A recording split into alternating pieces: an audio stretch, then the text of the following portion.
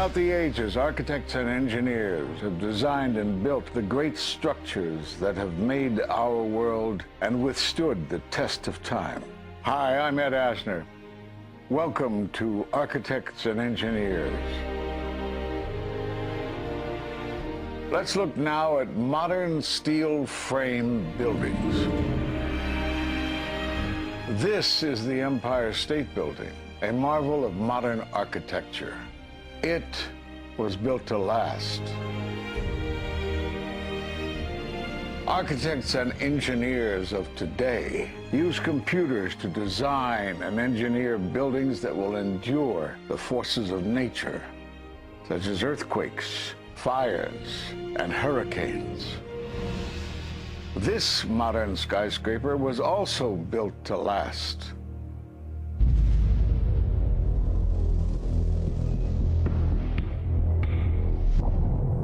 We've seen buildings completely destroyed like this before, but only when done intentionally.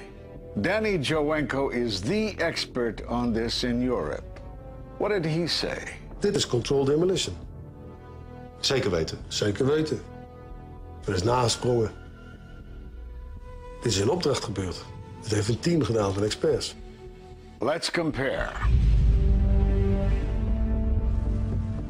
Explosives are used to demolish buildings like this in just seconds. Okay, so it's a controlled demolition. What's the problem with that? Well, it happened on the afternoon of 9/11 at the World Trade Center. Let's just think about this. Controlled demolitions cannot be engineered and rigged in a day. It takes months. And therefore, this event must have been planned in advance. You hear that? Keep your eye on that building. It'll be coming down. The building is about to blow up. Move it back. We are walking back. There's a building about to blow up. Did they actually use the word brought down, and who was it that was telling you this? The fire department, and they did use the word, we're going to have to bring it down. And these people heard explosions. We heard this sound that sounded like a clap of thunder. It looked like there was a shock wave ripping through the building, and the windows all busted out. About a second later, the bottom floor caves out. The building followed after that. He takes his hand off, and you hear 3, 2, 1, and it was boom, boom, boom, boom, boom. And these reporters recognized it as a controlled demolition. And I turned in time to see what looked like a skyscraper implosion. Looked like it had been done by a demolition crew. The whole thing just collapsing down on itself. For the third time today, it's reminiscent of those pictures we've all seen too much on television before, when a building was deliberately destroyed by well-placed dynamite to knock it down. It was almost as if it were a planned implosion. It just pancaked. So what's the problem if this was a planned demolition?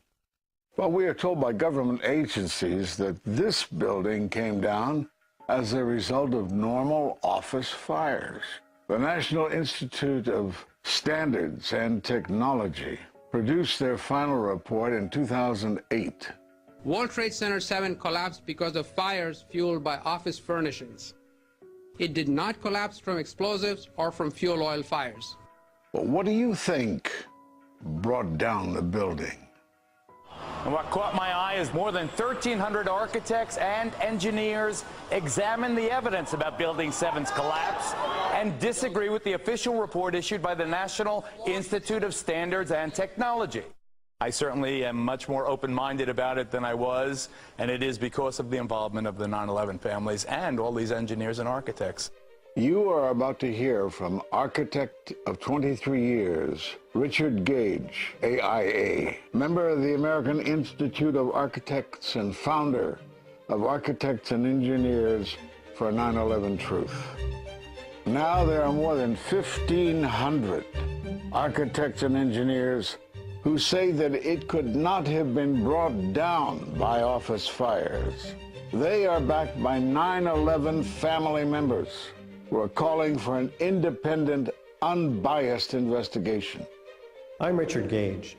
Fires have never before caused the collapse of any skyscraper.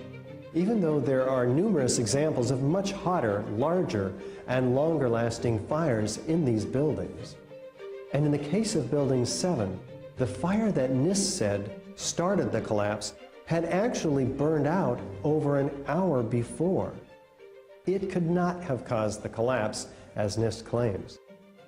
Yet this 47-story, modern steel-frame skyscraper, which was not hit by an airplane, collapses mostly into its own footprint like a house of cards, as fast as a bowling ball falling off the side of the building, in just under 7 seconds.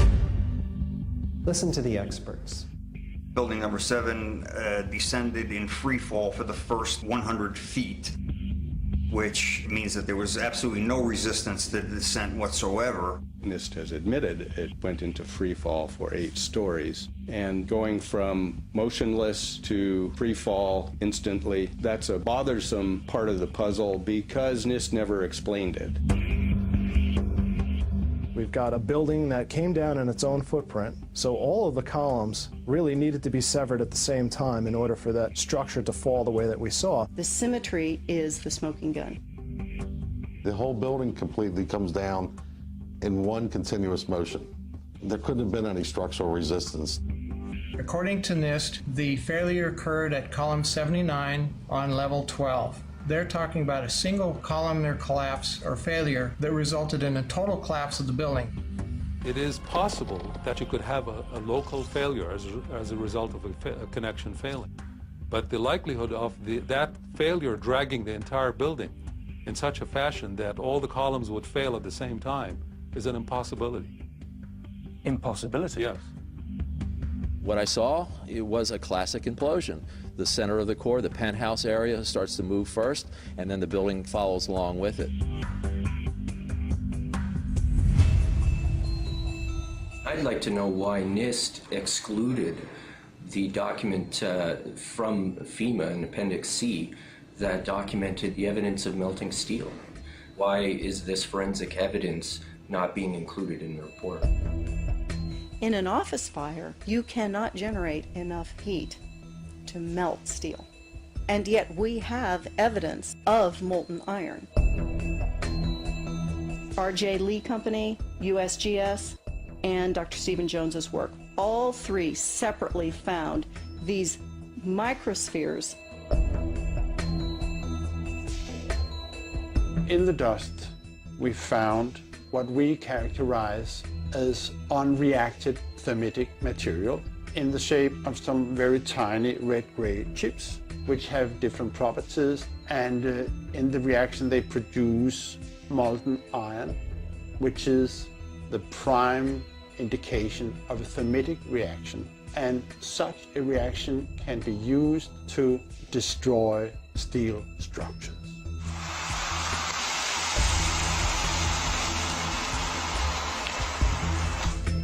What we have found is a modern version of thermite, which we call nanothermite. There were these iron microspheres present in all of the dust samples that needed to have been formed in extremely high temperatures. I've independently seen thermitic activity within 2 separate independent samples of World Trade Center dust. My contention, based on finding thermite residue in the dust, is that it happened before. It didn't happen after in the fires that ensued in the rubble pile afterwards. All the characteristics of the microspheres tell me that thermite was involved in melting those steel beams.